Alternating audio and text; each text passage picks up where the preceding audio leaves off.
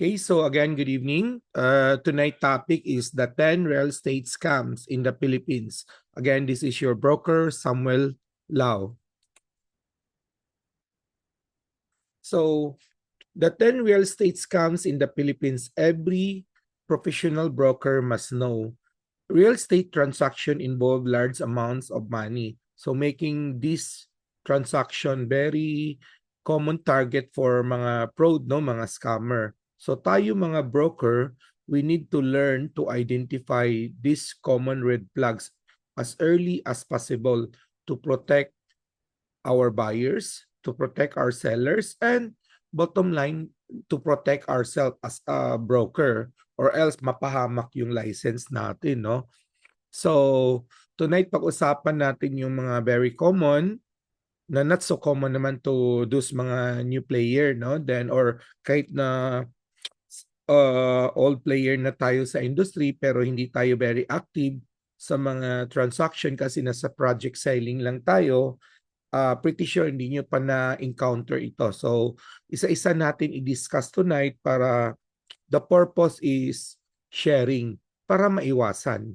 Kasi di natin what if in the future broker A would be my partner and then at least na properly due diligence ni broker A yung listing niya or vice versa naman, no?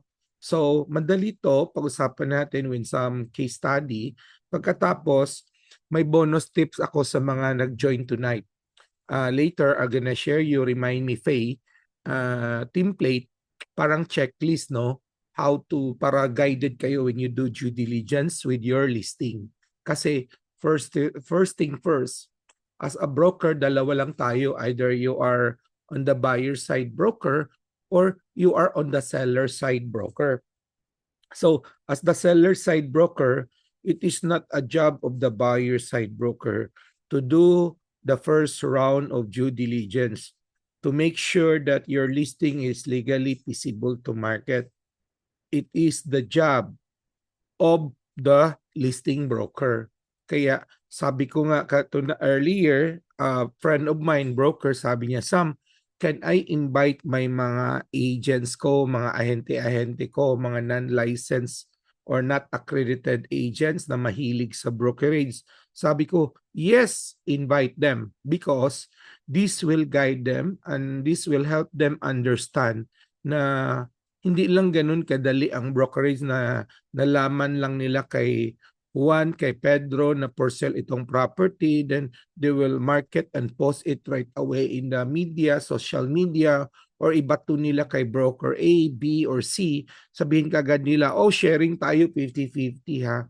So isa-isa natin pag i-discuss yan, lalo na on the second part when I share you the checklist of due diligence. But tonight, let's focus first 10 most common scams na nangyayari sa real estate industry.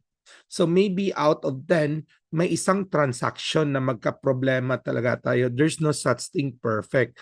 I myself been in the industry for 16 years. Marami na rin tayong mga na-experience na scam na kasama pa mga LGU officials, yung mismong mga director ng LRA or Register of Deeds. So maya pag-discuss natin isa-isa. Okay? Scam number 1, fake land title scam. Ano to? How this scam work? Okay? Fraudsters or the scammer present a fake transfer certificate of title and pretend to be the owner. Okay? Very common, no? So, they often targeted mga overseas Filipino workers or cash buyer or buyer na not familiar with the due diligence. Kaya minsan, too good to be true, no? Kaya mga red flags, ano yung dapat? Seller is rushing the transaction, nagmamadali, sinasabing distress sell, bargain sell, paalis na. Oh sir, jackpot ito. Below, kumbaga down payment lang, occupied na. So maraming ganyan. So pag nagpinangmamadali or rushing all the sales, dapat red flag tayo. If the price is too good to be true, dapat red flag tayo, no? Kahit na alam natin na benefit of the doubt is sabihin natin kakilala natin seller. Yun pala, minamadali ng isang kapatid pagbenta without knowing na other kapatids are not selling. But again, common title scam, no? Nasa scam pa tayo ngayon ng title. So how to avoid yung fake title? As a broker, lalo na mga ahente-ahente or mga enterprising agents, lalo na yung mga potential buyers natin attending this event, or yung mga nakikinig pa, no, ng mga potential buyer, OFW and sellers, no? Okay, broker, agents. Number one, let's verify title directly with the Register of Deeds. Request a certified true copy of the title. Check title history. Kaya nga sabi natin, we always do title trace back up to 2 layer back, or maybe kung malaki ang transaction up to alpha title, no? If it's too big, magkano lang naman ang certificate o certified true copy ng title. Pero what if the director or the RD of that specific region is involved, which na-experience ko yan? You can, by the way you can get a certified true copy not in, for example, if the property is located in Cebu. But if you are in Bohol or you are in Luzon, you can still get the certified true copies in that area. Just walk into the nearest LRA office or Register of Deeds, no? Bring the Xerox copy or scan copy of that title para makahingi ka in the other branch, no, ng certified.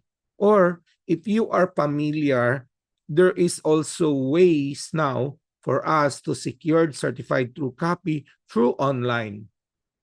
Again, through online, no? So with the ELRA, no? So I forgot the website, but again, there is a way now to certify. Kasi na-experience ko na where the property is located, kasabwat ang director, sa loob mismo ng RD, sila ang nagmanufacture ng fake title. So if you go to that specific RD, sila mismo nag-reproduce. Who will certify that fake title? Di ba sila din? And then, how will you do due diligence? So, kuha ka ng new certified sa ibang RD office. Okay?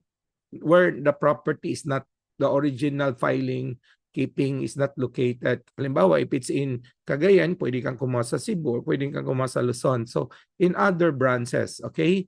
So, very important here, pag may makita kang red flag, lalo na mga overseas workers natin, no? Please,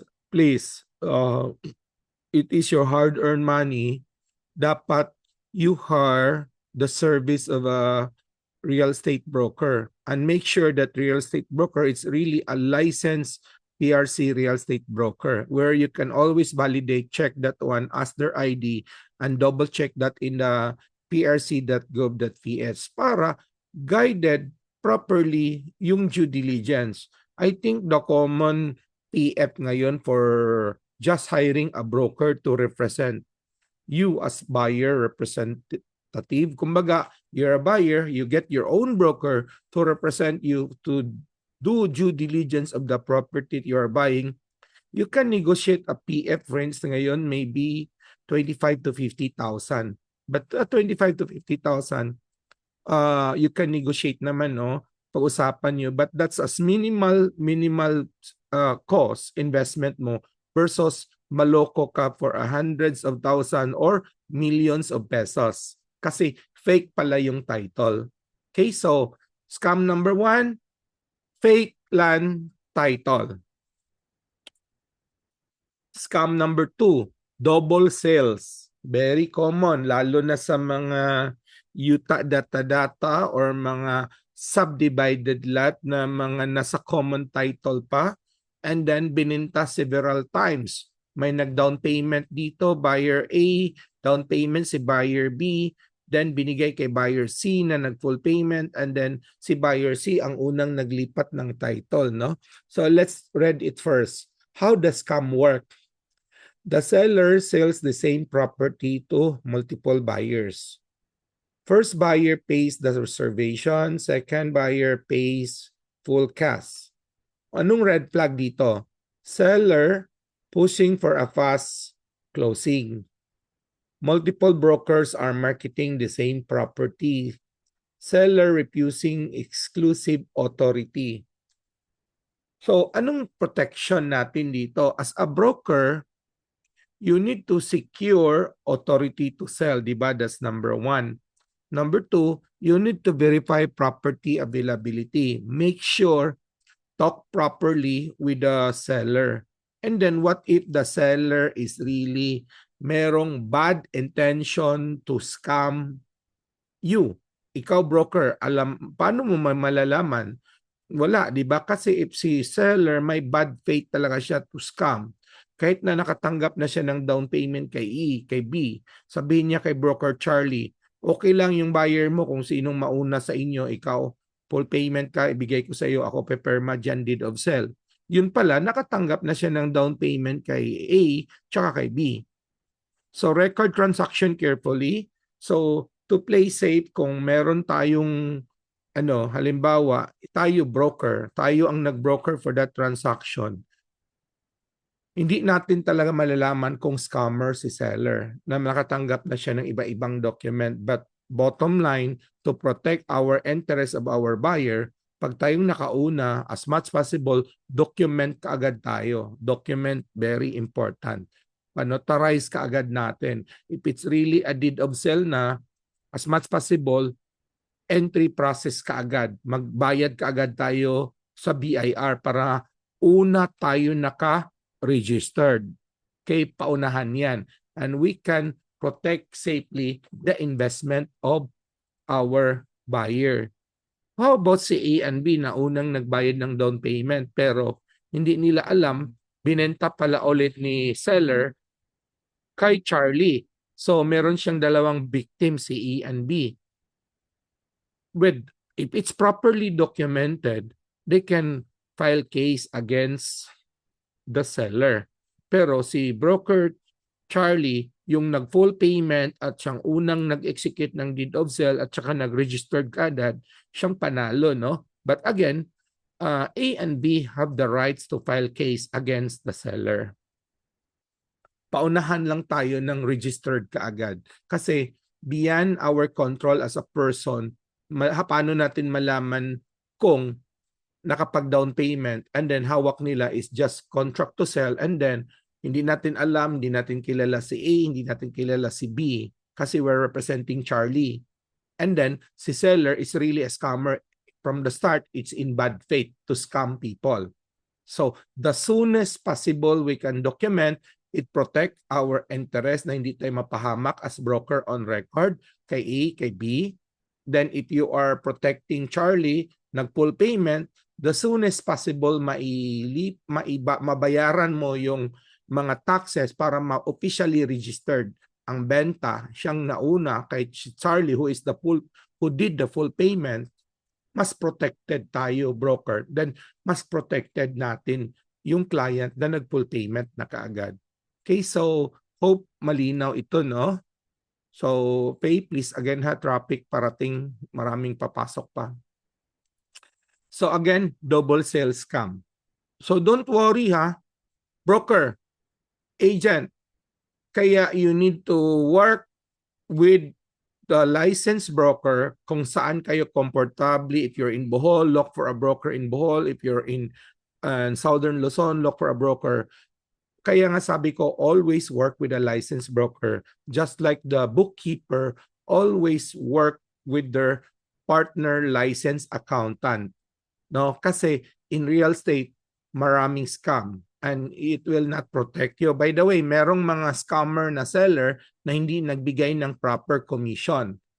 Bonus ko na yan later. I-remind nyo ako dyan for the Q&A ha. Q&A. Ano yung scam ng seller pagdating sa commission? It's not part of my 10 but naalala ko, i-type nyo na lang yung scam on commission. So we can discuss that on the Q&A. Okay, number 3, impersonation of owner. So let's read it first. How does scam work?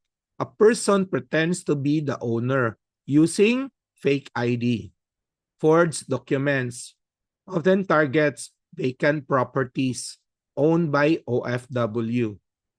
So, meaning yung mga scammer, nakita nila yung mga subdivided lot na nabili na ng OFW, they will produce their own fake identity para makapangloko, makapag-fake identity or stolen identity to represent the seller, no? So, red flag dito, sellers unwilling to show original ID. But super magaling na ang mga scammer ngayon with all this AI technology, no? They can even produce fake LTO, driver's license and passport and etc. etc. Ang galing, maraming magagaling mag-reproduce. Seller cannot explain the property history. Very no? So you need to red flag kung siya mismo property owner, hindi. Seller owner names inconsistent with documents. So bantayan mo. So broker protection. Verify owner identity. Compare ID with the title records. Require personal meeting or video verification. So let's work first in this case, no? So halimbawa, I'm giving you one of my experience. Nagpakilala si Juan as a buyer given as a full validated IDs, yung mga government ID. So, ang gawin natin as a broker, let's go around back to the site without the presence of the seller. So, magmaritis tayo, magchismos-chismosa tayo, tanong-tanong tayo sa mga kapitbahay. Tita, tito, sino ba yung may-ari dito? Kilala niyo ba? Pag yung binanggit nilang pangalan does not ring a bell to your ears based on the registered seller or even to the history kung sino yung previous owner. So, tanong ka, but bago ka punta doon, validate mo na sino yung nagbenta sa'yo ngayon, sino ba yung previous owner, which you can check naman on the registered traceback. Okay? So, tanong ka or with the barangay captain and etc. You need to ask question. Go back on site without the presence of the seller. Magmaritis tayo, no? And then, with regards to the ID, if they're presenting you a passport or a driver's license, you always ask for government ID because that government ID, you can always validate that one with a government agency. Like, we encounter na yung driver license, pinabalidate namin sa opisina ng LTO, it's a fake identity. Yung kausap namin, halimbawa na lang maputi na tao, but yung registered owner on record sa piece sa computer is darker and smaller in height. So, it is a fake identity of the seller. But in that case, siya yung attorney in fact. Siya yung nag-represent to accept for the earnest money. Buti na lang, earnest money pa yon. And my firm, which is, that transaction was a transaction of one of my associate broker, naniwala naman kami because the seller party at that time is represented by a licensed broker, which is senior in practice namin in Cebu, well-respected broker. Kasama pa niya yung mga ahente team niya na mga university professor. So I think mga 4 sila, isang licensed broker na senior in practice, 3 mga 2 teacher, isang professional self-employed. So the sad thing is nagkulang ng due diligence yung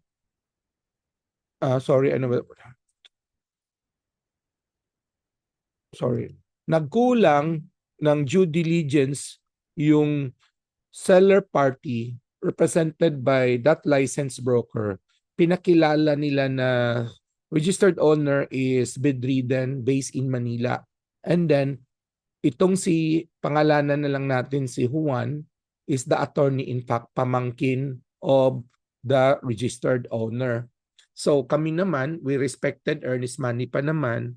Sad to say, when we do our due diligence, doon namin nalaman it's a fake identity. So representing the buyer side, our firm demanded a full refund to the party. So good thing we're on the buyer side broker.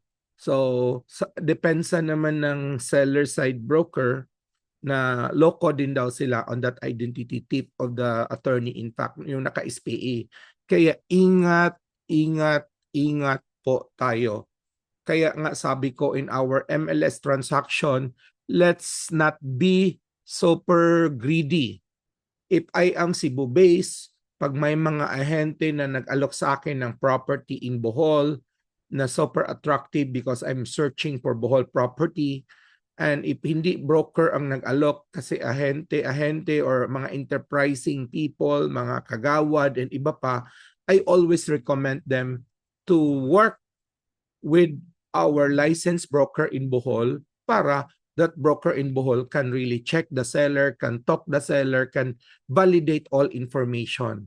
Kasi if I am too greedy and I am also the broker on record in that Bohol property, and suddenly that Bohol property, that seller, it has a malicious intent to scam people, dako, lagot. Because of our greediness, we are the broker on record in two party, buyer side, seller side.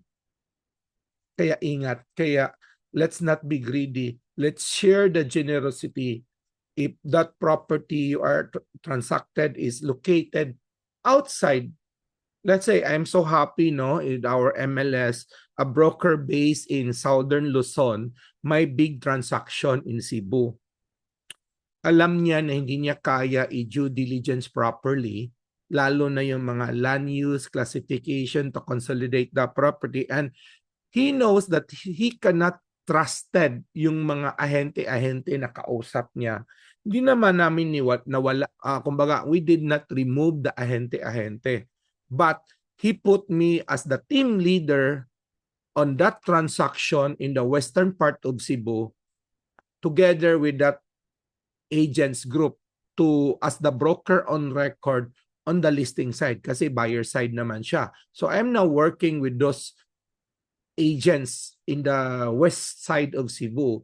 We are now working and I'm meeting with the mayor to double check everything if the transaction, if the investor type model is acceptable in the LGU before we move on to lot consolidation with several, I think 10 properties, different owner plus minus.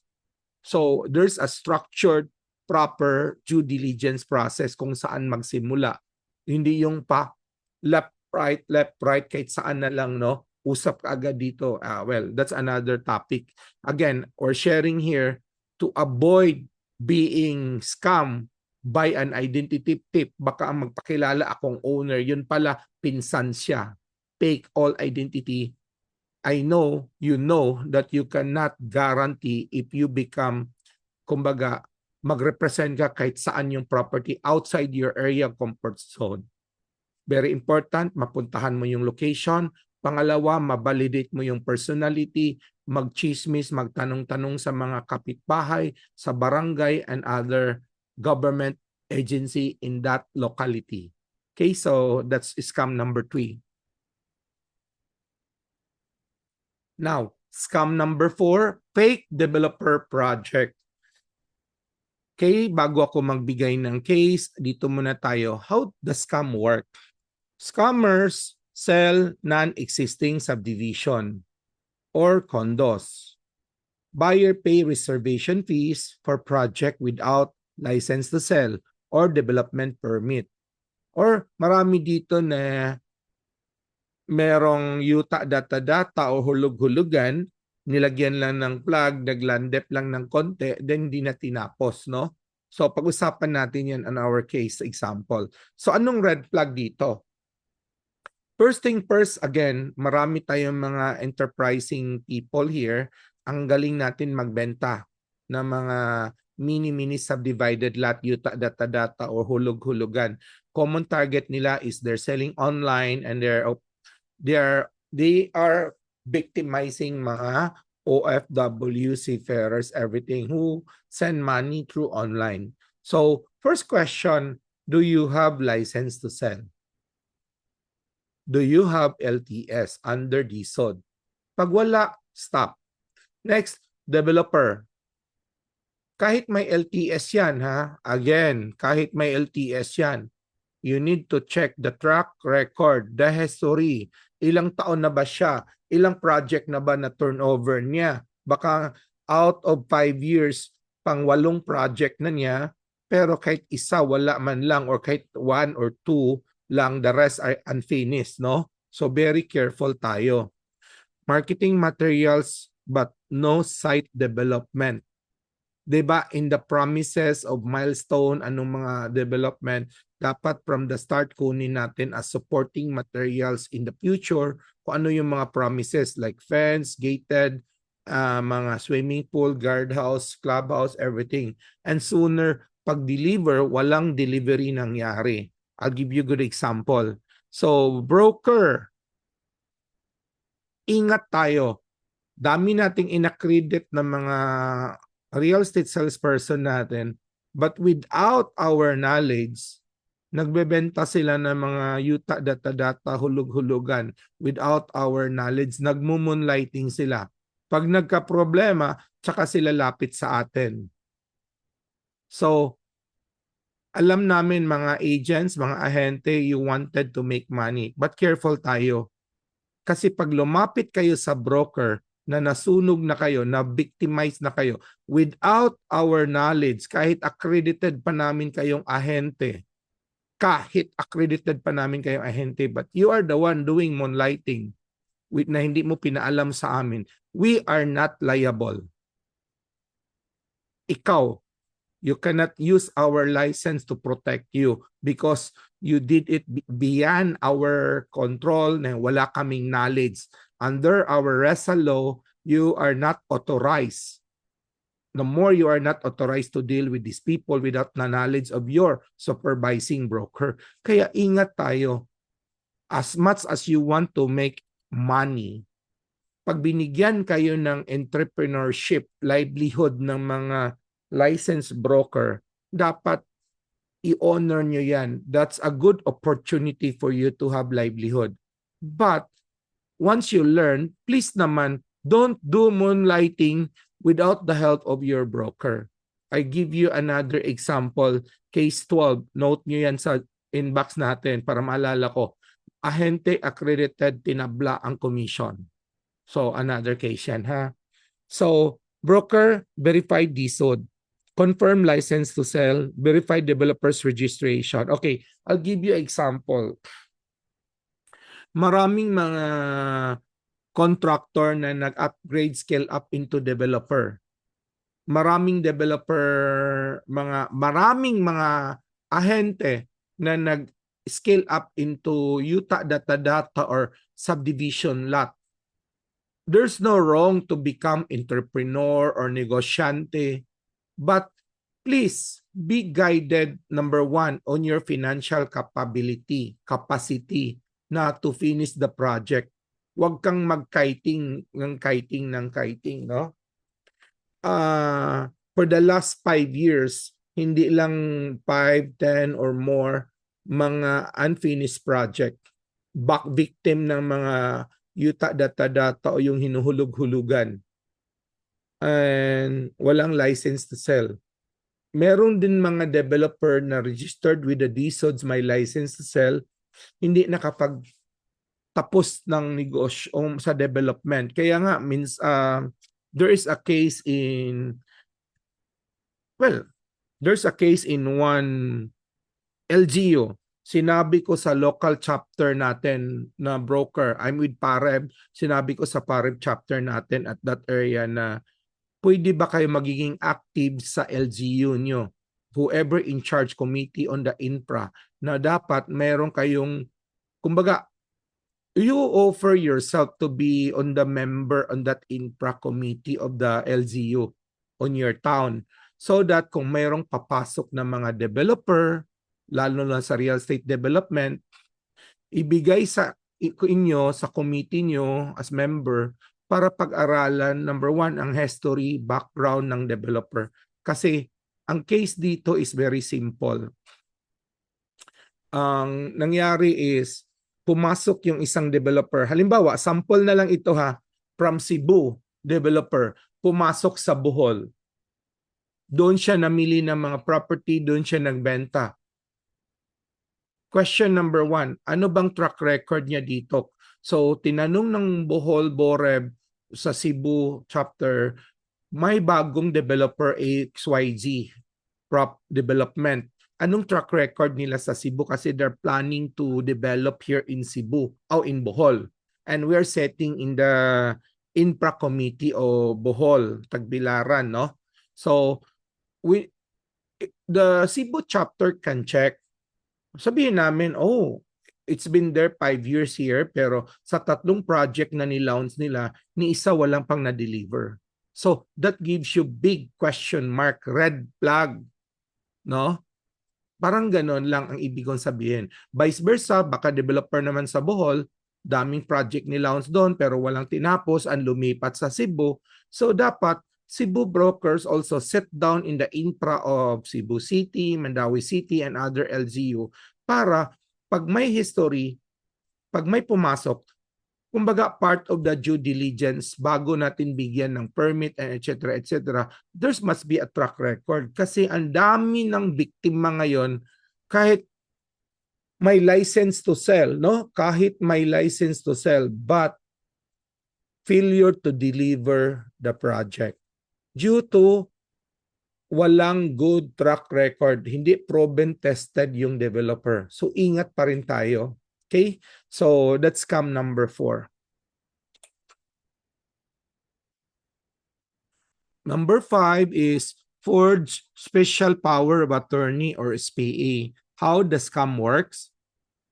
The scammer present a fake SPA claiming authority to sell the property. Red flag, the SPA recently notarized, but the owner is unavailable. Owner living abroad, but no consular authentication or inconsistent signature. Broker protection, verify SPA authenticity through online meeting with the seller, the principal who issued the SPA, together with the whatever the attorney in fact, no? Contact the actual owner. Required consularized document for overseas owner. So, isa-isa natin, no? Importante with the internet on things ngayon online, there is no reason kahit saang sulok man siya sa mundo na hindi mo pwedeng makausap yung registered owner.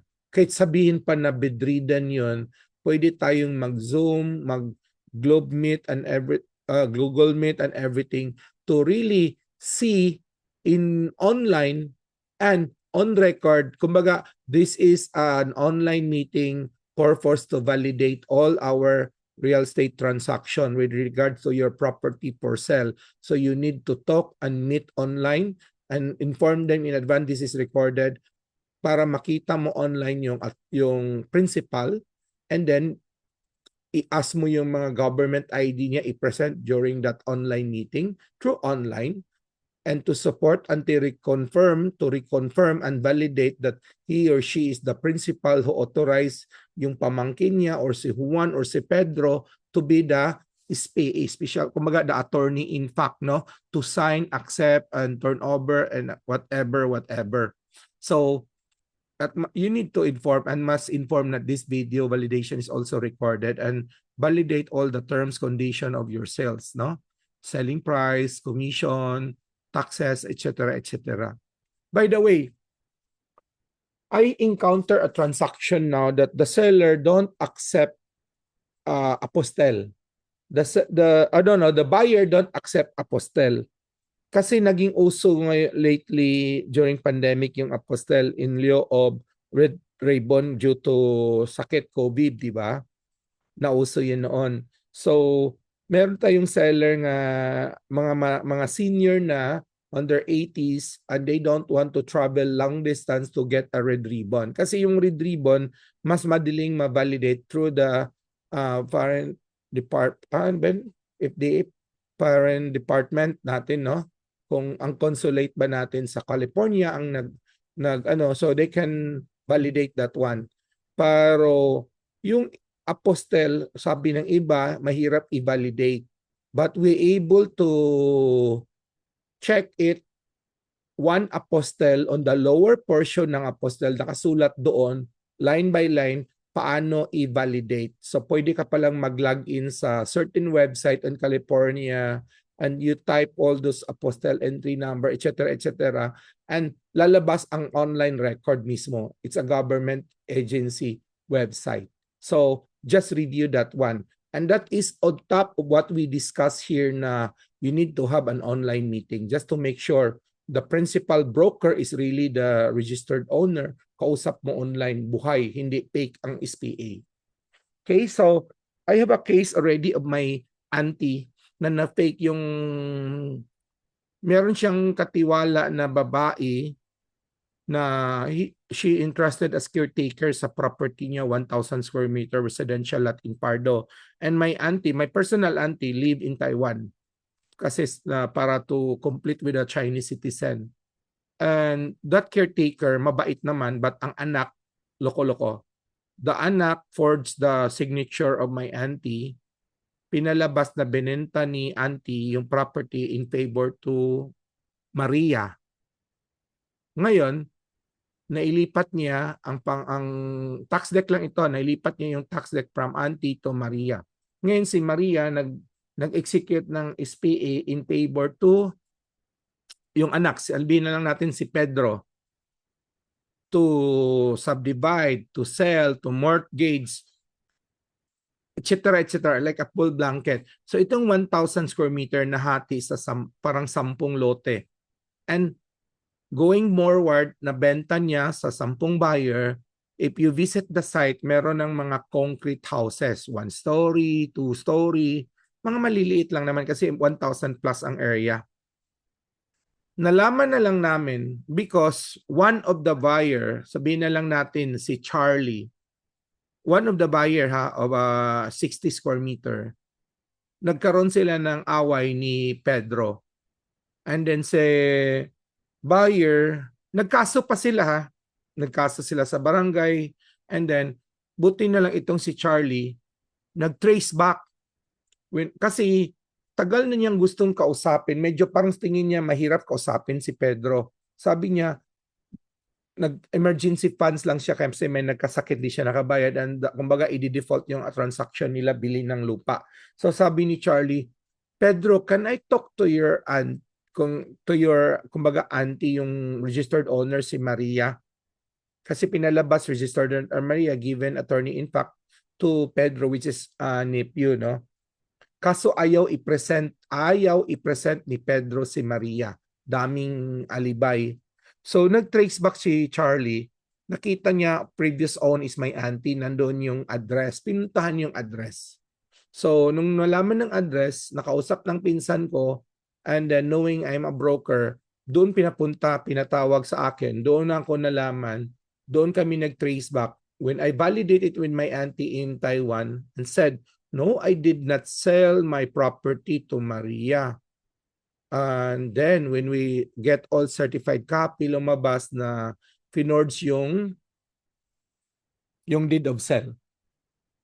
So it's too late, no, napabayaan. So mga scammer, gano'n, no? So mahabang kwento ito, but again, that's actual case. Take case, scam number, magandang topic yun ha, balikan na lang natin sa Q&A yun. So, scam number 6, fake tax declaration sales. So, maraming mga lupa sa mga not title tax deck lang, sa mga lalo na sa bundok, no? So, how does scam work? Seller sales land base only on a tax declaration. Buyer later discover no legal title exists or not even, no? Kasi pag-usapan natin, magandang topic to. Red flags natin muna. Property has no TCT, OCT, red flag na yan. Kasi tax deck, it's not really 100% proof of ownership. Okay. If you try to read the tax declaration, nasa lower portion, may mga paragraph dyan, nagsasabi na hindi ito tunay na kumbaga hindi ito nagsasabi na ito tunay na pag-aari. Kumbaga, this was issued only for tax purposes, no? Kaya tax declaration for assessment for tax purposes.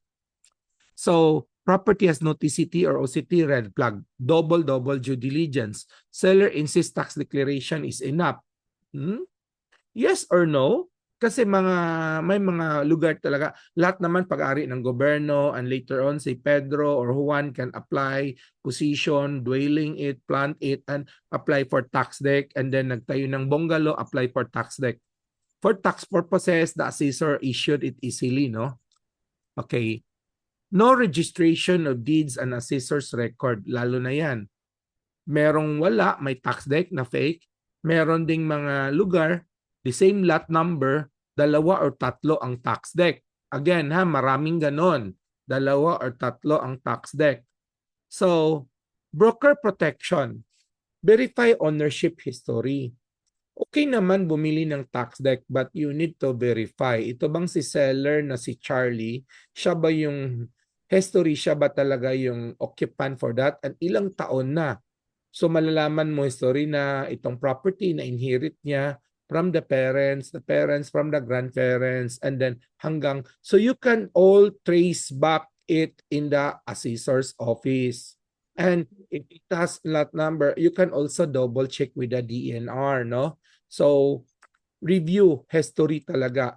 Explain the risk of buying tax deck to your buyer. Pag may mga legal concern, annotation yan, review more due diligence, lalo na sa probensya, ginagamit pa yan pang piyansa sa mga kaso, yung mga nakulong. Avoid representing unclear ownership. Again, brokers, pag hindi ka, may doubt ka, follow your instinct, no? Kung hindi ka sanay sa documentation, get involved, collaborate with fellow brokers or lawyer to handle help, extend help for due diligence. Again, careful. I meet in one LGU, tinanong ko nagpaalis ako ng informal settlers. Yung informal settlers na, again, nabigla pa ako, all the informal settler houses, merong tax declaration.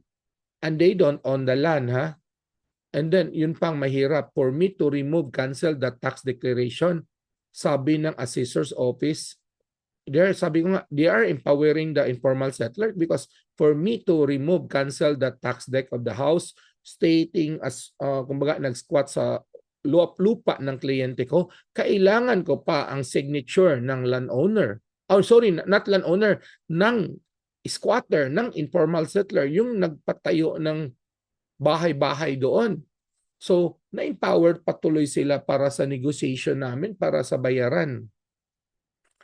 Okay, maraming ganun, no? So, may mga na-encounter tayo, isang lot number, maraming tax deck.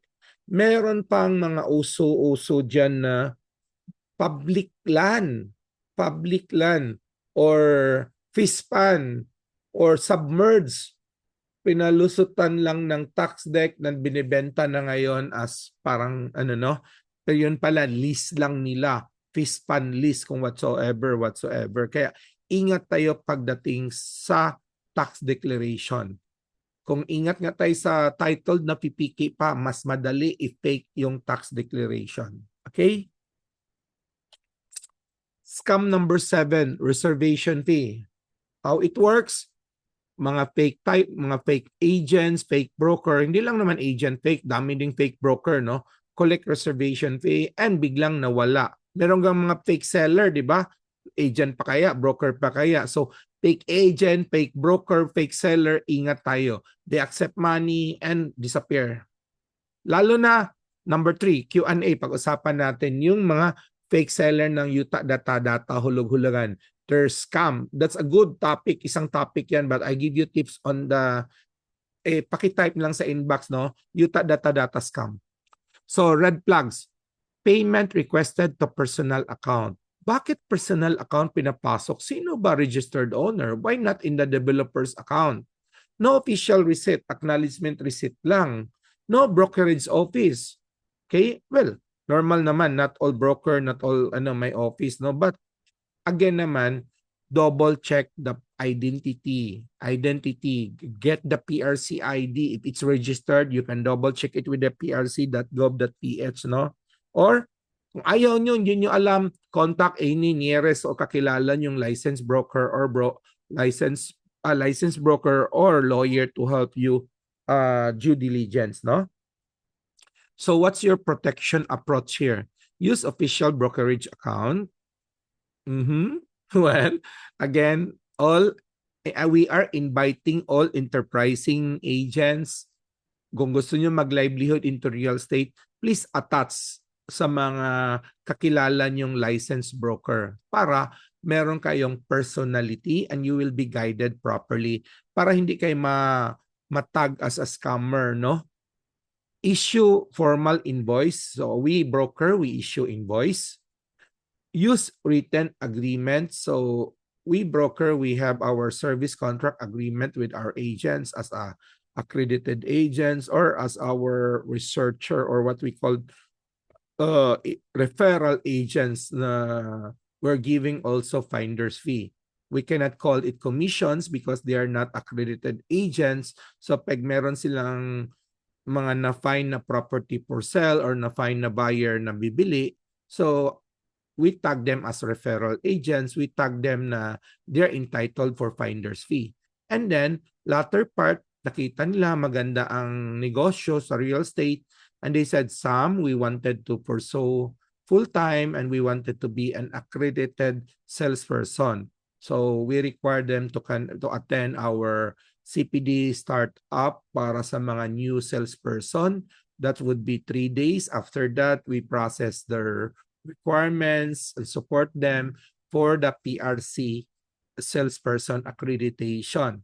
And then if they wanted to sell project selling, we proceed also with DSOD.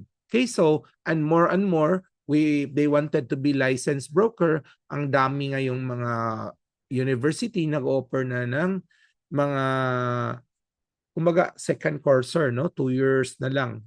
Then you become a BSREM na or a new player, new talaga from scratch, from high school, so may 4 years. So maraming chance for you to enter in the industry from referral agents to accredited salesperson to BSREM, soon to be a licensed broker and appraiser and consultant and so on. So we're inviting you all to contact us so we can guide you how to move forward your career in real estate.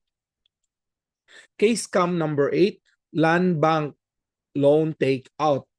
Okay, may mga nabiktima na. How this work? How the scam work? A seller promised buyer can assume loan easily, but bank approval is required. The buyer later learned the loan assumption is not approved. Red flag. Seller claims bank approval guaranteed. No written confirmation from the bank. So protection, verify bank policy. Confirm assumption approval. So let's talk muna ganito, no? Di ba uso ngayon pasalo. Let's not pasalo only from developer of the pre-selling, but yung pasalo ng mga loan, ipa-assume yung utang sa bangko. But borrower is buyer A. Then pinasalo niya kay buyer B without the third-party confirmation, which is the bank. Dapat kasama si bank para alamin muna ni buyer B bago niya i-assume kung the policy of the bank, how it work. Diba? So dapat involved third party. Wag yung kayo-kayo lang na mag-agreement. Bawal yon. Daming mga nasunog na. Not only with the bank, especially with the Pag-ibig. On the latter part, fully paid, nako, namatay si buyer A.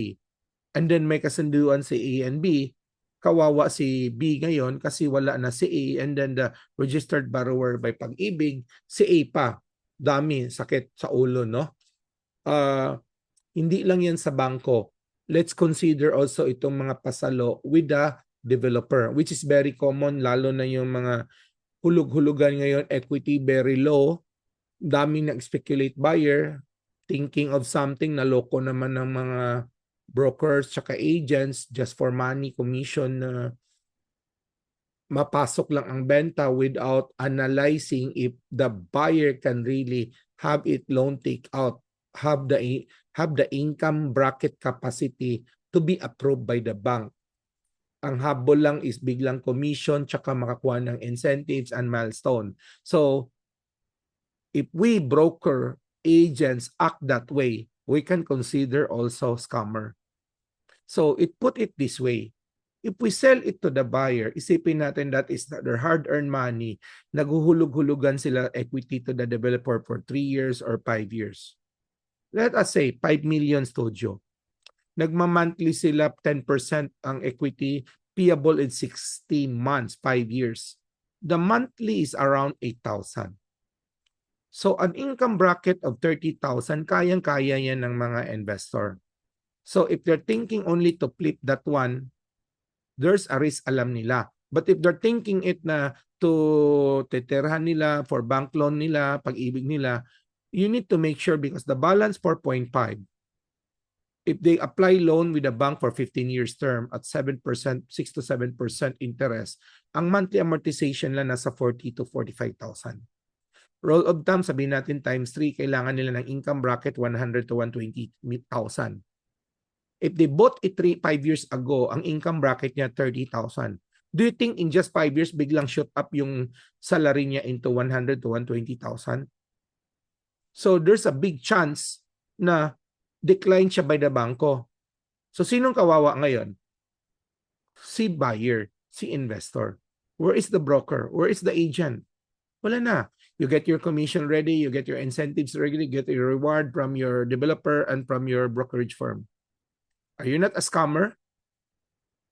Are you selling it para commission lang or you're selling it to help people?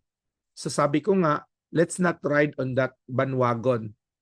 Let's make sure na we're here to sell, to help people to own their property. But if it's for investment, sinabi na, oh, you can flip it, oh, you can flip it, oh, you can flip it. Sabi ko nga sa mga kaibigan ko, minsan kaklasiko, pinabenta mo, pinasalo mo, ba't akong naalala mo ngayon? But when you buy it, nasaan na yung broker mo? Di ba? I pretty sure, ang dami yung na-experience ganyan. Bigla ka na lang naalala ng mga pinsan mo, worse pagkapatid mo pa, no? Or kaklase mo, kasi they're asking your help para ipasalo, ibenta yung property kasi alam nila hindi sila capable for the bank loan. Pero they cannot reach anymore the seller, the broker, the agents, the in-house agent kung sinong nagbenta sa kanila. Sarap sabihin, sarap sabihin sa kaklase ko or kaibigan ko, sana yung broker mo dito, sana yung agent mo dito. Hindi ko na makita. Hindi na ako sinasagot kay sorry ha.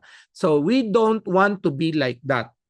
Just for a mere commission, sinisira mo pangalan mo by that person, lalo na ang yung binintahan mo, kakilala mo, pinsan mo, investors mo, ano lang sabihin nila, niloko ako ni Juan, niloloko ako ni Samuel, natabla, naloko ako na di ko na nabawi yung investment ko dyan sa isang condo na yan.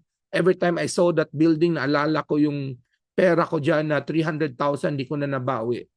Loko-loko yung agent ko dyan. So, sooner or later, anak ka pala ni Agent Juan yung nangloko sa akin for that project.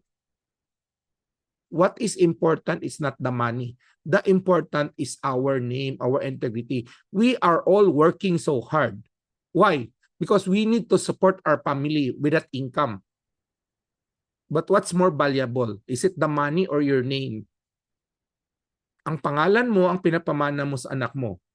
Money can lose, can recover, and you can earn money any type of a business, any endeavor. So just a warning to all brokers, to all agents, and to all gusto pang kumita sa real estate. Let's not focus on money. Let's focus on the heart to serve people na kumita ng maayos to guide, to support our investors, na hindi sila maloko just because of short-sighted lang tayo, no? Or ano pang tawag dyan. So again, let's move forward. Number 9, scam title cloning. Okay? How does scam work? Fraudster, scammer create, duplicate, or clone title like legitimate title. Red flag, title number not much in registered record. Unusual paper quality or seal. suspicious annotation. Broker protection, verify with registered of deeds. Check title authenticity. Okay, madaling sabihin, no? Pero what if the scammer is the director itself sa loob mismo ng RD? They use the original paper in RD. They type it using the equipment in RD. He signed it, di ba? And who will certify if it is fake or not fake? He also. And that's me. I become a victim of that. Again, how I detect that? Buti na lang when I have that property in Mindanao, the property located in Mindanao represented by a listing broker in Mindanao. Me, buyer side in Cebu, representing a Japanese firm. So how did we check na nahuli namin? I commissioned my friend in the Manila to check this title in the LRA Manila. Nakita namin, kasi kung paper lang, I have the certification from the RD in Mindanao. Hindi ko lang banggitin anong LGU ha. They certified it's okay. Nakumingi pa kami ng traceback, binigyan pa kami it's okay. Okay? And then, when we check it with the LRA, sabihin natin, title Delta. When we check it in the LRA Manila, yes, nandoon yung title number. But ito yung shocking. That title number, when we get the certificate based on the title number, that property located in somewhere in Bulacan, not in Mindanao. Okay, not in Mindanao.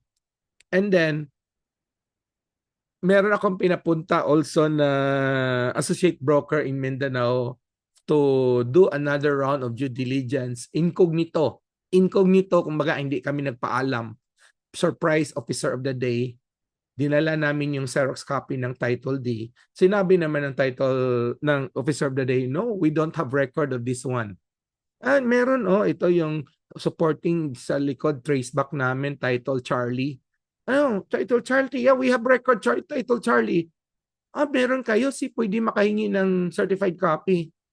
Okay, yung nagbenta sa amin, they give us a traceback na titled ABC is canceled. The new TCT is titled D. Pero nung we do the due diligence on the same RD, siguro hindi nabigyan ng director yung all staff niya kasi yung officer of the day hindi alam, no? So nagbigay naman yung officer of the day waiting kasi pinaalam namin we're from Cebu pa. Nag-release ng traceback and we get hold from title A, B, C. Si C hindi canceled. Si B canceled, si A canceled. Walang D. Sa Manila naman, nakakuha kami. Pero yung na-trace namin yung title D, yung TCT number, the same number located in Bulacan. So, because the scammer is the director and cahoots inside RD. Meron din yan dito sa Cebu. I will not mention what LGU. Long time ago, nakulong na rin yung director. By the way, that director also in Mindanao, nakulong na rin ha. So, again, careful tayo. Kaya nga sabi ko, doing due diligence, lalo na cloning of this title, you need to double check not on the same RD. If possible, go check it with other RD, no? Or in other region. Okay. So hope I able to give you some tips properly. Scam number 10. Ghost broker scam. How it work? How does scam work? Unlicensed individuals act as broker and collect commission. Wow. So unlicensed individuals act as broker and collect commission. What's the red flag? A person cannot show a PRC. So always ask for RC license. No broker affiliation. Unregistered agents marketing property. Always ask for identification. Broker protection. Verify PRC license. Work only with licensed professional. Okay? Banggitin ko na lang yung case scenario. Merong ahente nag-represent siya as a licensed accredited salesperson or baka nag-represent siya as creditor salesperson or nag-represent siya as a broker on record. I forgot this case, no?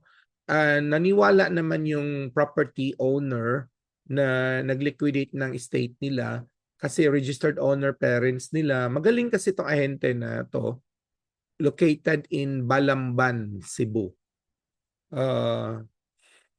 Meron siyang ATS, notaryado pa, sabi niya. So, put it this way, naibenta niya yung family asset composed of 5 siblings. Let's say the commission on their agreement is 1 million. Nung malaman ng isang kapatid na lalaki na hindi pala licensed broker itong si Maria na lang, pangalan natin Maria, sinabi ng lalaki na, oh, let's not give Maria 1 million commission. Binigyan lang siya ng 200,000. They call it as finder's fee. So Maria, medyo nabasa niya yung one of my blogs or posts online. She called me. Sam, I'm bali nagpakilala siya, nagsabi siya sa history niya, and I want to file case para maka-collect daw siya. Sabi ko, anong kaso mo? Ko sa kanya, collection sum of money of what? Real estate commission. Are you a licensed broker? Oh no, Sam, I'm not a licensed broker. Okay, are you a accredited salesperson under a broker? No, Sam, wala. Okay, so anong i-collect mo? How will you represent yourself? Based on your scenario, Maria, nung malaman ng one of the siblings na you're not a licensed broker, himself, based on your report to me na binigyan ka lang ng finder's fee 200 except about 1 million for discussion purpose. So baka yung nag-file ka ng kaso, gagastos ka, mag-bounce back lang sa'yo, commission mo, kulang pa panggastos sa expense mo sa litigation, baka makulong ka pa, tsaka magka-penalize pa. Or, di ba? Both or one of those. So, given that scenario, sabi ko ulit sa mga nakikinig ngayon ng mga enterprising agents or accredited salesperson na always work with a licensed broker. There must always a broker on record para yung broker on record on your ATS, siya yung mag-collect ng commission. Pag hindi nagbigay, siya yung makapagpadala ng statement or worst scenario, file a case. Okay? Let's give another scenario. I have an accredited agent. Meron kaming ATS sa isang property. Sabihin na lang natin, no? Then, on that transaction, where it's still an estate liquidation and one of the heirs is also a licensed broker. Pero they're also the seller. So we have an ETS and then that licensed broker, since broker din siya yung binigyan ng attorney in fact ng among other heirs siblings. So I get an ETS, I bring my buyer, let's say sabihin natin buyer A, developer A. After 3 months, failure yung negotiation. Failure. But in our ETS, it's Samuel Olaw and Associates and my agent, no, na accredited agent. Ngayon, this accredited agent ko nag-moonlighting. Tao ko na to ha, nag-moonlighting. Nagkaroon ng transaction with another developer. Let's say nag-introduce siya ng developer B. Pero on that transaction, developer B, bit-bit niya ako, hindi na niya ako bit-bit. Siya na mismo ngayon ang nag-transact together with that heirs, represented also by that broker, which also a licensed broker, no? So, worst thing nangyari, hindi siya binigyan ng commission or even a finder's fee. So, naalala niya ako. She go back to me asking help. And I said, I'm shocked. Hindi ko alam itong transaction na to. So, matagal na siya sa akin. Tinulungan ko siya. Tinawagan ko yung seller, which is also a broker. Sabi niya, Sam, yes, I know na your agent mo siya, pero during this transaction kay developer B, I am the broker on record. Ulitin ko, I am the broker on record. She did not involve you. You're involved on our first transaction which failed. But this new transaction, she did not. And she introduced herself together with the developer B as document officer. Which is totoo naman. She handled all the documentations processing of that developer B. So again, the broker on record on that transaction is the one of the heirs. Kasi licensed broker. So bottom line, kahit accredited purse agent ko pa siya, natabla siya, hindi siya binigyan.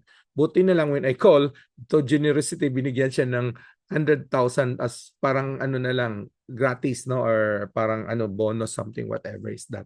So again, and giving you, targeting kung sino man makakarinig ngayon ng mga accredited salesperson, or worse, non-accredited, non-licensed, non-accredited salesperson and accredited salesperson, it is not guaranteed that you can do your own real estate transaction. Yes, maybe there's a smooth transaction if you do moonlighting, but out of 10, there is 1 or 2 problems you will encounter. And that 1 or 2 can kill all your savings, can kill all your reputation, can even give you heart attack, no? Kaya ingat tayo. Always go back to the person who gave you, who guide you with your real estate livelihood. Always respect that broker who give you, who extend your license, who extend his license for you to be an accredited salesperson. Okay? Ganun lang kasimple, no? Let's collaborate, help each other. We're giving you the livelihood, vice versa. Allow us naman to help you para tuloy-tuloy, just like as I said, accountant and bookkeeper, legal secretary, tsaka lawyer, draftsman, tsaka architect, and so on. No? Kaya hopefully maiwasan natin yung mga problem that I shared earlier. So professional brokers rules: before marketing and selling property, always verify ownership, identity of sellers, title, authenticity, tax, and legal status. Mamaya may bigay akong bonus sa inyo, ipakita ko na lang. Okay, so disclaimer ulit lang ha. This training materials intended for educational purpose for us fellow brokers and agents you should conduct proper due diligence or consult licensed lawyer, contact government with dealing with legal complex property. By the way, negosyo muna tayo. This event is sponsored by our company, PHMLS, your professional real estate network of the Philippines. Kumbaga, this become your broker, connect, collaborate, and close. So this provide you broker collaboration power that your business expansion. It helps this platform. This is a website-based platform that you can use as your landing website, your marketing website, your internet presence. Provides you 24/7 internet presence. So the moment you subscribe with our service, it will give you real-time collaboration among brokers nationwide. So provide you broker network, developers, bank, ROPA, rental, portfolio, investor.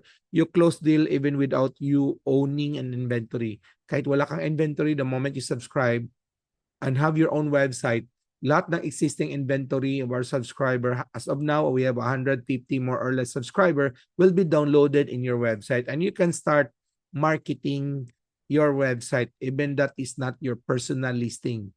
And once you get a buyer and you become buyer side, and the listing owner become the seller side. And under this MAT platform, MLS platform, it is a 50-50 sharing, no? So again, from solo broker, this become a networking of all brokers nationwide.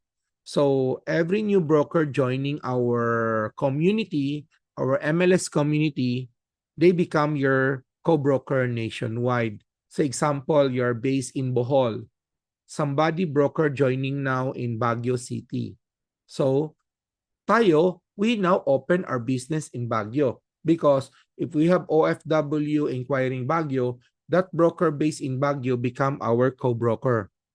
And then we can start marketing Baguio properties because broker in Baguio start uploading inventories for sale, for lease based in Baguio. So even us, without going to Palawan, we can start marketing Palawan, or even, and because broker in Palawan will do the closing, viewing, everything.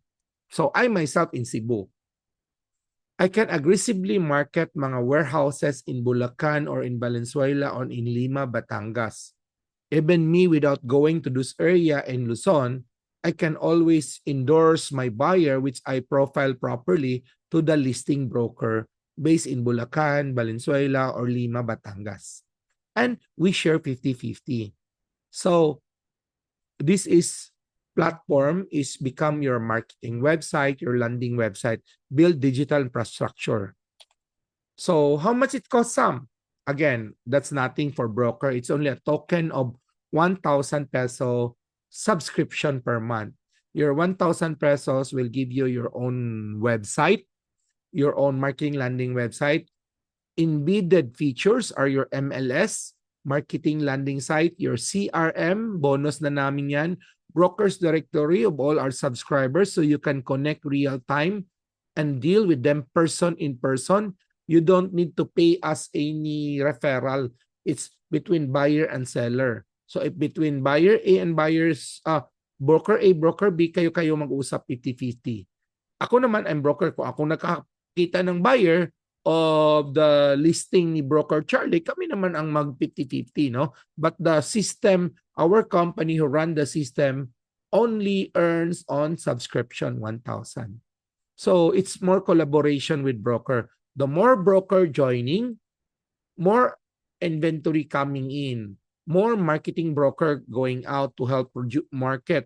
So more potential buyer, more potential sales. So if you help each other, we help each other to invite broker to join in our nationwide community. This will grow our community and help us connect real-time fellow brokers, market real-time fellow brokers. So if you're interested on this, just message us with or Viber us or PM your name here. Faye, please kindly link the pre-registration form.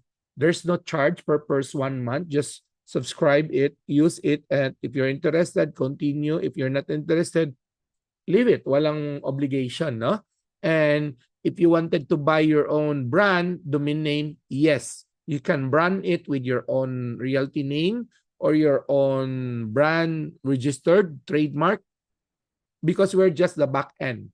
It's the system only ang pinaparent namin. You can label it with your Remax Capital or XYG Realty or etc. etc.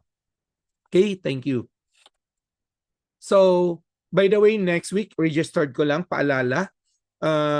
Since I wanted to create a momentum of solving a problem, so next week, pag-usapan natin 20 real estate problems and how we brokers solve them. So another 20 problems on top of the 10 common scam. So the broker survival in real estate practice, 80% deals involves problem. Hindi may lalo na sa mga brokerage. So broker who know to manage these challenges become a trusted advisor. So why I'm sharing this? Sabi mo, Sam, why are you sharing this? Is your learning experience. It's valuable. It's priceless. My point is this. If I don't share it and I deal it with broker from Bohol, sample lang to ha, and siya mismo na-experience niya failure of doing the due diligence or na-scam siya ng mga scammer in Bohol. Then ako naman nagmamarket sa listing niya. So I'm a victim also, which I'm giving example in my Mindanao transaction, which I'm giving example with my personality tip transaction, di ba? So the reason I'm sharing it, para maiwasan natin, it could be in the future, sabi ko nga, okay, hindi ko kunin yung tinik doon sa kalsada. What's in it for me? Why should I remove that, kumbaga, spike? Suddenly, yung anak ko, tinaiwasan na sumunod sa akin, siya yung tuloy nakaapak doon, di ba? Just because of my, kumbaga, walang pakialam. either we deal or don't deal with, kung ako, either I deal with you or I did not deal with you. What's important here, I'm sharing to you because in the future, I believe sooner or later, givers gain, magkakaroon tayo ng transaction at it will help us smoother our transaction, di ba? Kasi we're practicing, iniiwasan natin yung mga problema na maiwasan natin ma-encounter in the future. Okay, before I give you another tips, by the way, I'm inviting, negosyo naman to, hindi free. If you're interested, or share it also to other, no? If you're interested, real estate cash flow masterclass, how to make money in real estate without owning a property. Again, paano ba kumita ng pera sa real estate na without owning a property? Ang pag-usapan natin dito is based on our 16 years in practice. We do, paano ba mag-buy and sell, rental and leasing property, yung wholesaling, no? And then yung subleasing, Airbnb strategy, referral broker income, GV investor, using paano ba gumamit ng pera from bangko, pag-ibig or private fund. Kumbaga, owning a property using other people's money or OPM. How to spot potential deals, to build your own cash flow, to build your own, kumbaga, I'm showing it to you, paano ba magkaroon ng mga rental properties for the next 3 to 5 years. But you don't own this property, but you're getting 50,000, 100,000, 200,000 rental income for this property for the next 10 years, 15 years, 20 years. And sooner or later, how to buy that in the future using other people's money pa. Okay? So if you're interested to know more, it's a bargain. I'm giving you the strategy, the blueprint, knowledge for a cost only of your investment for 1,200 early bird up to April. That would be April 10, no? Malapit na. I know it's April 15. I can be negotiable naman. So if you're interested, via Zoom tayo, it would be 3 hours, 2 hours more on presentation and then more mahabang Q&A because I believe Q&A talaga interested. So if you're interested, just message me or message Faye, my staff. Type lang cash flow and we will send you already more details and paano mag-registered. Okay? So, that ends. I'm sharing you, as promised, I'm going to share you another thing. Yung, meron akong hinanda dito. Hope this helps. Can you... Okay, I think this is visible already.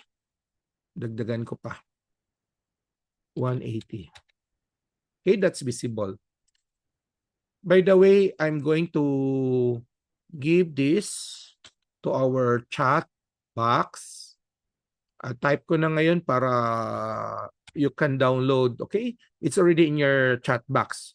Please copy paste and you can download that one. Okay, so here, pag-usapan natin. Property buyers checklist. So, basic due diligence guide for buyers, brokers, and agents.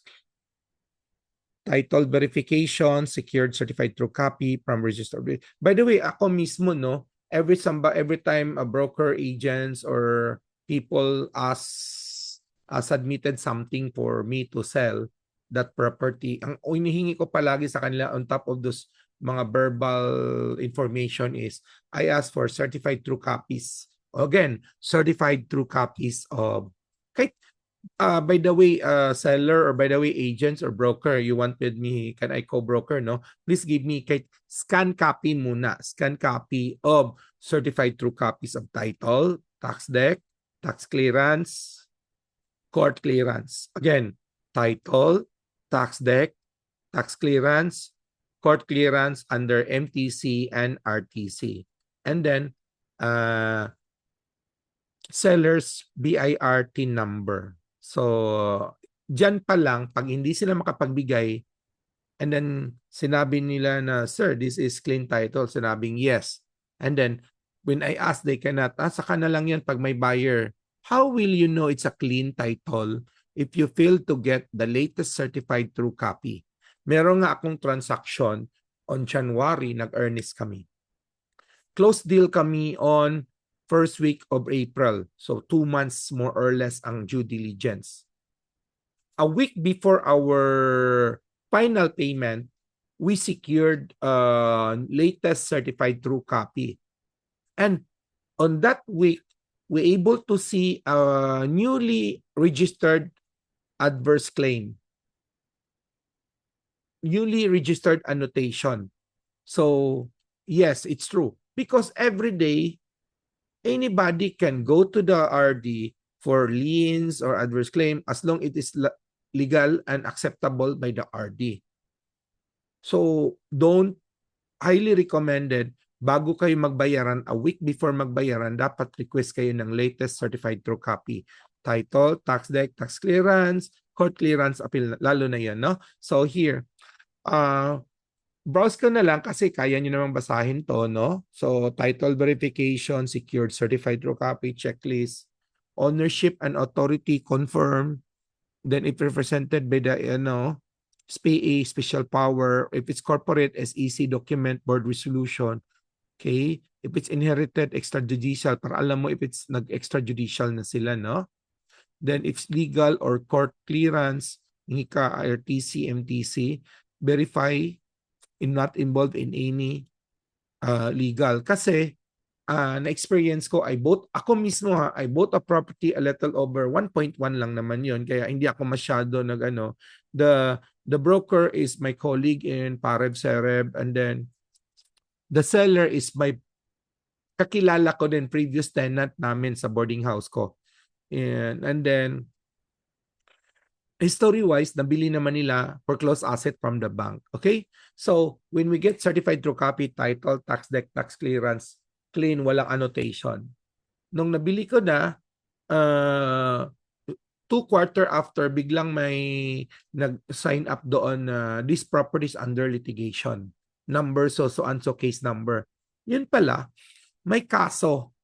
Yung previous borrower on that bank na na-foreclose and then auction, nabili ni Maria, and then transferred to the title na foreclose, nalipat sa bank, nalipat na sa kang Maria, nalipat sa akin, which is all clean when I did my trace back. Pero may case pala na ongoing, na dismiss, nag-appeal nag-appealar, nag-motion for ongoing pa. Kaso hindi sila nag-registered sa RD. So kung pinakuha ko ang court clearance at that time, MTC pa yon, nakita ko sana. So si Maria mismo nag-misrepresent sa akin, hindi niya pinaalam na may case. Alam niyang may case. So again, I'm a victim on that. Kaya sinabi ko na sa inyo, not all clean title, no annotation is clean. Pag hindi kayo kumuha ng legal court clearance, because nangyari sa akin na yan. Tax and financial check, unpaid real property tax, tax delinquency, BIRT number. Kailangan dyan pa lang from the start, the reason we ask for the BIR. Kasi as a seller group, you need to make sure you have a peace of mind. Sabihin mo, net ito sum. So ano pinag-usapan taxes natin? Capital gain, doc sum, transfer tax, etc. How about the non-battable sum? How will you know? Kasi single lang. Okay, did you validate the TIN number of the seller? Wala. And then why did you assume na it's non-battable? Kasi individual. Well, the only way malaman mo non-battable, to make it sure, validate from the start the TIN number of the seller. Para hindi both party mabigla tayo. We are not discussing the but suddenly it become battable, which nangyari sa akin yan. Lady selling, married to a foreigner, bought 150 square meter, selling around less than 3 million. Subdivision lot of Santa Lucia. Nabigla na lang siya bakit naging battable. Kasatangaan naman, meron siyang boarding house. Yung bookkeeper niya nag-registered ng single proprietorship. Again ha, DTI, Maria Boarding House, registered DTI, sample lang to, and registered in BIR, invoice using kaninong TIN number. Single proprietorship, syempre kay Maria, TIN number. Engaged in leasing, Kaya kahit nagbenta siya less than 3 million, the TIN number now is engaged in real estate leasing, suddenly become battable. Kaya kung pinavalidate as early, malaman na it's battable ang TIN number. So again, it happened, actual case namin yan few years ago, me and other broker in Cebu. Ayan, marami yan ha. Localization and zoning. So again, you download this one so you can guide, verify zoning, LZU, okay, road network, history flooding, nearby development, water utilities, developer seller credibility. By the way, you need to inform this one ha, kasi pag you are representing a buyer, sinabi ng buyer, I'm gonna build an industrial or warehouse, and then you're buying from a residential or agricultural, then sabi mo kayang i-reclassify, yun pala hindi kaya. So from the start, you need to have a certification letter from the LGU, pre-approved, kahit lang sa agreement, para hindi maiwasan na magkaloko-loko, suddenly failed to operate the nature of the business. Nangyari na yan in one LGU in Cebu. Bumili yung Chinese investor ng 20 hectares. Nung nagpa-land conversion na sila from agri to the specific nature of their business, decline. Imagine 20 hectares. Hinahunting ngayon yung ahente at saka broker at that. Because from the start, sinabi ng Chinese group, this is the nature of my business. And then they promise everything can be done. So nung nabenta na, cannot be reached na si ahente tsaka si broker, and then kawawa si Chinese investor, failed to reclassify yung 20 hectare for the purpose of the nature of their business. Northern part of Cebu yan. Okay, developer, seller, check, track record, license to sell, DSAD, binanggit naman natin to, common scam, may mga scam pa dito, di ba? Iwas lang. Document to review, TCT, clearance, nabanggit na natin to. So red flag, Russells, okay? Root tips, so pag may mga kailangan, never release payment without complete due diligence, always verify legal, tax court, just for title, engage always a licensed broker. And by the way, we're licensed broker. We're not lawyer. So let's not kumbaga wag natin gawin what is task of a lawyer. We need to have a power team. So in my firm, I have 3 lawyers. Iba-iba specialization. So every transaction I need lawyer, sinasabi ko na sa client ko, do you have a lawyer to represent for the legal review? Pag wala, I can endorse you to my legal firm partners. Yun palagi because nangyari yan sa akin and I become safe because nagkaroon ng legal issue, it was reviewed by the law firm. Okay, so if you need more help, just contact again, no? Yours truly. Kumbaga, itong ginagamit ko pang bigay ko sa mga kliyente ko, sa yung mga nagre-refer sa atin. So it's one way to solicit also your services. So feel free to use this one and edit this for your personal usage.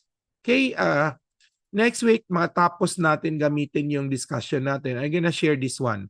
Seller, owner, property information, due diligence questionnaire. So, next week naman ito. Okay, yun lang para mahaba na. Okay, that's enough. Oh, wow. Congratulations. Dami pala natin ngayon, no? So, you have any questions? Let's review muna sa inbox. And then, other than that, you can unmute. You can unmute, no? Then type your questions. Ano ba, may mga tanong ba dito?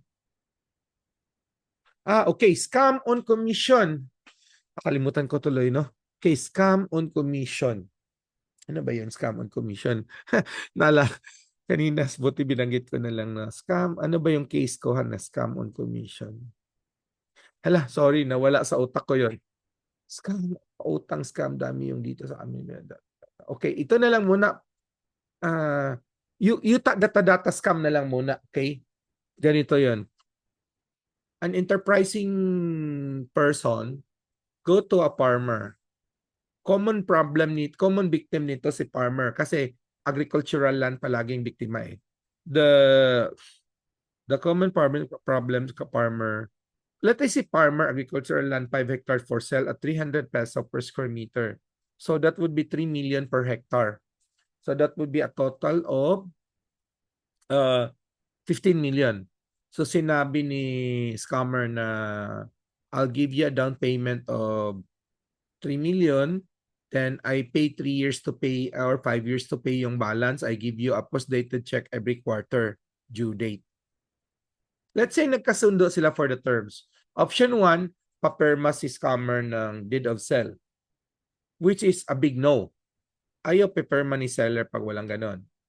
Okay, option 2, contract to sell, which is correct. Then, attached is special power of attorney authorizing scammer to subdivide the property, to sell the property, to accept money, etc., etc., etc., to develop everything. Kasi para may pangbayad na siya, so she can start selling the yuta, data, the hulug-hulugan, no? Victim aggressively market online. Market online aggressively. Suddenly, lagyan lang ng plug, lagyan lang ng bulldozer, picture, then nice marketing material, use it online. Bigay mang commission na 8%, 10% para maraming mga ahente-ahente nagmamarket sa lupa. Now, merong big promo for spot cash and deferred payments, zero interest. What's the bottom line? After 2 years, nakapag-collect na ng, let us say, binenta niya 2.5 or 3.5. Diyan pa lang ha, plug na. Why is she selling to affordable 2.5, 3.5 with a promise of road network, fence, etc.? Eh, ang land development lang ngayon, if you try to ask yung mga contractors doing land dep or horizontal development, is charging now 3,000 to 3.5 per square meter. And then this Yuta data, they're selling it only 3,000 to 4,000 to 5,000. Saan yung profit? Commission pa, taxes pa, etc. So if you sell it 5,000, lugi pa yan. No? Kaya di ka not deliver. Kaya biglang hindi tatapusin, tawid ulit sa kabilang lupa, tawid ulit, doing kiting. It's pyramiding, no? Ganun. Point of view is this. Biglang nakakollect na ng 15 million, biglang vanishing, disappearing act. Malaman lang ng mga OFW, third year, fourth year, ako, wala pang development. Eh, yung namang ahente naman kasi part-timer, walang update doon sa site. Kaya quarterly, we need to update the development and report it to our buyer, no? And to collect also invoice. So, nalaman na lang 3 years, 4 years, wow, disappearing act. When they go home and visit the site, walang development. Where is now the developer, si scammer? Wala na. Worse, gumagamit pa ng fictitious name, aliases. So you cannot search online. Offline na rin yung mga site or mga ano. Ngayon, sino ba ang nag-authorize? Sinong kinakasuhan ng mga buyer ngayon? Kawawa si farmer, the registered owner. Kasi on the paper, the registered owner still si farmer. And then, lumabas, she authorized the scammer to do all those development, to develop, to sell, to collect, etc. So, siya kawawa ngayon, siyang kinakasuhan. Kaya very common yan ngayon. So, number 1, plug, you need to ask sinong registered owner for this property. If yung benta, seller is not the registered owner, attorney intact, red flag na yan. Pangalawa, may development permit ba? May license to sell ba? Pag wala, flag. Pag meron, wag muna. Caution pa rin. Go to the next, number 3. Meron bang track record itong developer? On the last 5 years, 10 years history, ilan na ba? So, you ask the developer, you ask the seller, you ask the broker. So, if they cannot find it, okay, red flag. Don't ever trust your money. Okay? So yun lang. Sorry nakalimutan ko yung scam number 2 for commission. Balikan na lang natin yan next week para nawala sa utak ko. Okay, so let's go to other. Baka malala ko. Let's check muna other question. So again, you download the list for your guidance. Okay, any other questions? We still have 5 minutes. Let's Let's entertain any verbal questions. Wala nang nakapost dito. Again, utang ko sa inyo yung commission scam. Next week na. Medyo parang nawala na sa kanina yung case sample ko. Sam, excuse me, a question. Yes, ma'am. Yung ano nga yan, now, di ba buyer's market, madami ngayon ang seller. Ma'am, sorry ma'am, hindi malinaw yung boses mo. Medyo putol-putol. If you can type your question, much better. Okay. Type the question, Ma'am Arceli. Medyo putol-putol yung signal mo. Okay, any other questions while waiting for Ma'am Arceli to type?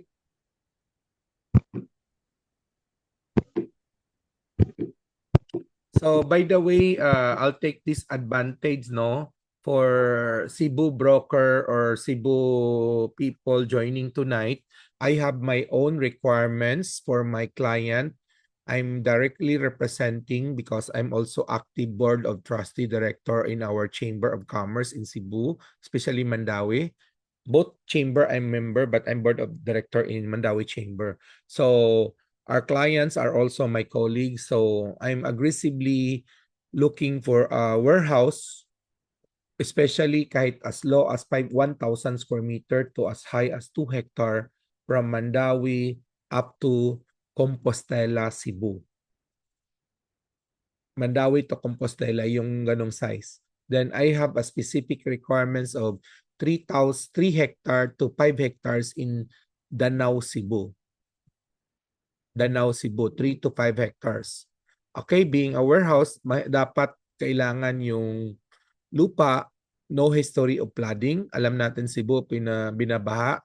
Yung road network, kayang daanan ng trailer truck, maluwag, pwede magkasalubong. And then industrial, kasi pang warehouse. Or commercial, pwede din. Pero bottom line, commercial, industrial. Okay, and in Talisay area down to Naga, I need also the same, 1,000 to 2 hectare. Talisay to Naga. Then, yun lang muna para hindi na masyado, Okay, so Ma'am Arceli, did you na? Okay, tanong mo, what's the buyer market, no? Okay, halimbawa ngayon in Cebu, when you say buyer's market, marami ang seller, konti lang ang buyer. So in Cebu ngayon, sa commercial area, sa condo area, maraming seller distress, masyadong mura ang benta. Pero si buyer, namimili, ilan lang ang buyer. Our buyer now in Cebu are the local merchant. So if you want to grow your business during this crisis time, just like during pandemic, anong klaseng negosyo ang nag-prosper? 'Di ba they call that mga essentials, yung mga gamot, yung mga pagkain, yung mga ganon, no, logistic. So this time, remove the gamot kasi wala namang problema sa health issue ngayon. We can go to A&E, no? But with all other prices going up, ang tuloy-tuloy lang ngayon so far is the consumer market, the commercial consumer. So consumer market doing good. So those providing the supply chain, yung mga fresh meat, fresh vegetable, or the frozen meat, frozen vegetable, processed foods. So that's the manufacturing and the warehousing of these goods. That's logistic, and that's the tracking. So you can focus that clientele doing that nature of business because their business is not affected even though tumaas yung gasoline, nina-adjust naman nila yung pricing. And yun ang mga regular buyer natin ngayon. So pagdating sa commercial condo, it's buyer's market, maraming seller, maraming distress, magagandang payment terms, pero pagdating sa buyer, limited.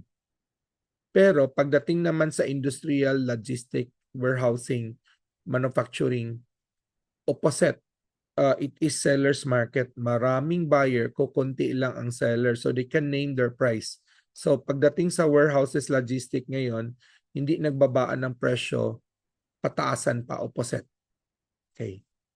Another thing is pagdating sa socialized economic, 6 million down, consider it regular pa rin. So if you want to focus, you focus.